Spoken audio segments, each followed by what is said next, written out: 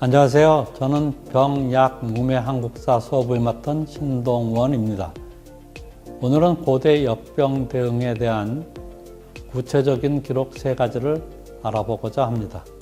전염병이 들었을 때 한국 고대인은 과연 어떻게 대처했을까요?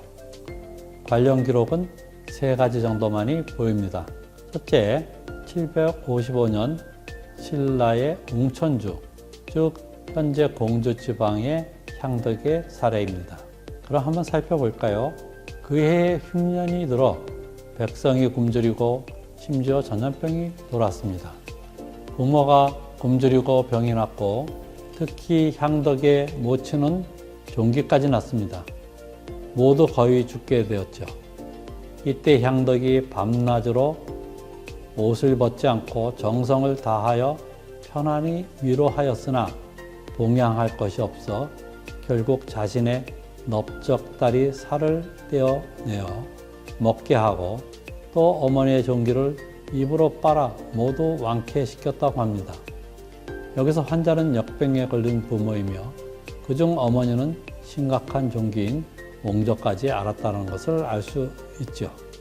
또한 극도로 굶주린 상태라는 것도요. 설상가상으로 의원도 없고 약 처방도 어렵습니다. 여기서 향덕이 허벅지 살을 베어낸 행위는 할고라고 불립니다. 인육, 즉 살을 베어 먹이는 이 처방은 기운을 북돋게 하는 것임과 동시에 역병을 이겨내기 위한 효심과 치유의 기운을 암시합니다. 이 사례는 극단적인 상황에서 민간의 극단적인 대처법의 일환을 보여줍니다. 여기서 칭송된 할고법은 이후 조선시대에 이어 심지어 현대까지도 유교적 가르침에 따른 효심을 가늠하는 전통으로 굳어졌습니다.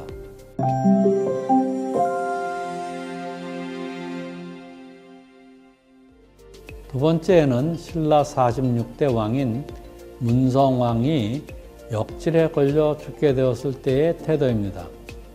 그는 죽고 사는 것, 태어나고 죽는 것은 만물의 큰 기약이요. 장수하거나 요절하는 것, 오래 살거나 일찍 죽는 것은 목숨의 상리로서라. 가는 자는 상리에 달하는 것이므로 생존자는 가히 슬퍼할 것도 없는 것이다. 라고 했습니다. 이를 보면 문성왕은 역병에 걸려 죽게 되는 것을 피할 수 없는 운명으로 받아들였음을 알 수 있습니다. 분명 문성왕의 치료를 위해서 모든 방법을 동원했을 것입니다. 너무나 당연해서 사관이 기록을 남기지 않았지만 의학 대책이나 인왕경, 금강명, 최승왕경 같은 불경 낭송은 물론이거니와 하늘에 대한 제사까지도 모두 시행되었겠죠. 그럼에도 고치지 못하는 상황에서 그는 이렇게 담담하게 죽음을 받아들였습니다. 이는 노노에서 중병에 걸린 공자가 보였던 태도와 비슷하며 모든 것이 다 공이라는 불교적 생사관과도 공명합니다.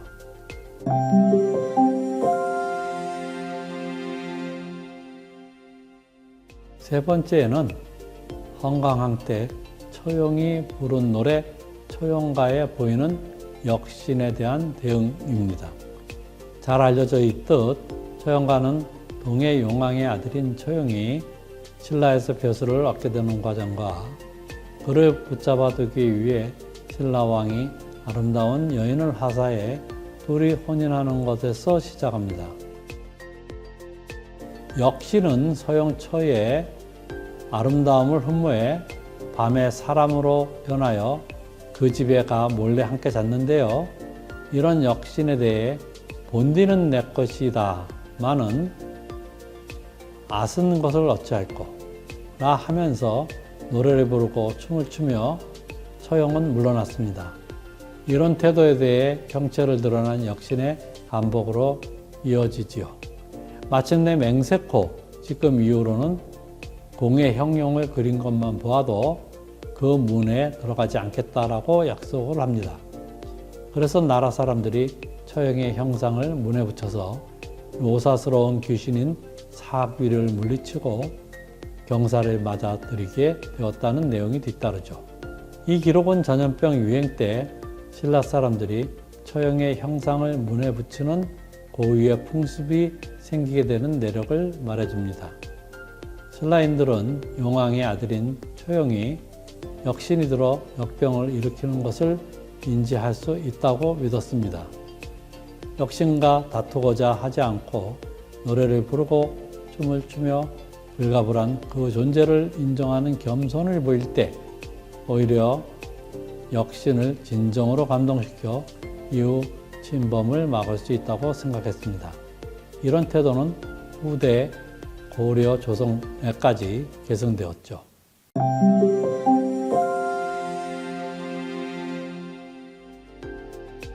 최치원은 이런 처형의 역신을 쫓는 의식이 중국 고대의 나래와 서역 지역의 가면극이 혼합된 것임을 암시했습니다. 당시에 행했던 놀이 5가지를 주제로 한 향약자병의 5수 중에 하나인 대면이라는 시가 바로 그것입니다. 이 시의 내용을 살펴볼까요? 황금빛 얼굴 그 사람이 구슬채찍 들고 귀신 부리네. 빠른 걸음 조용한 모습으로 운치 있게 춤추니 붉은 붕새가 요 시절 봄에 춤추는 것 같구나. 여기서 황금빛 얼굴 그 사람이란 중국 고대 주나라의 의례를 정리한 책인 주례에 등장합니다.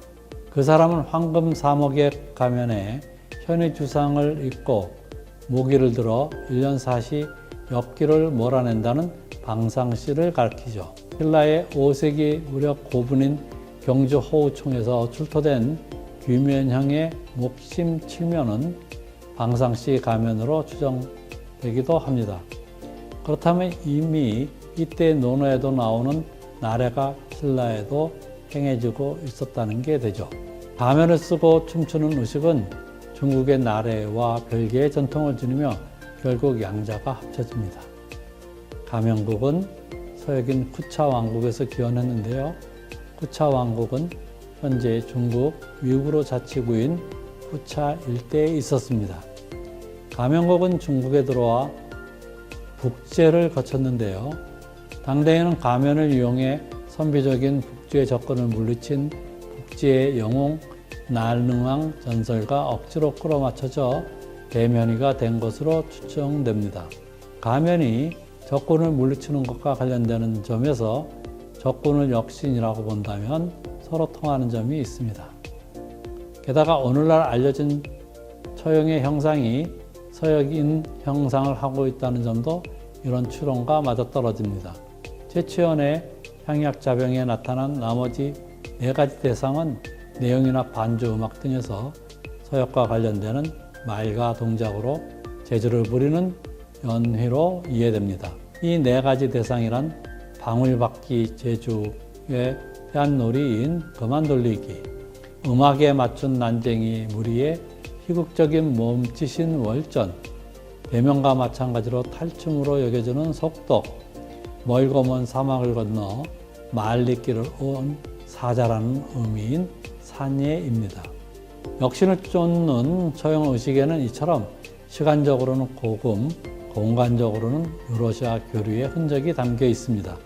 게다가 조선 내내 강력하게 펼쳐진 역신을 달래는 무당굿을 보면 그 전통이 갑자기 생겨난 게 아니라 기원이 매우 오래된 것임을 짐작하게 합니다.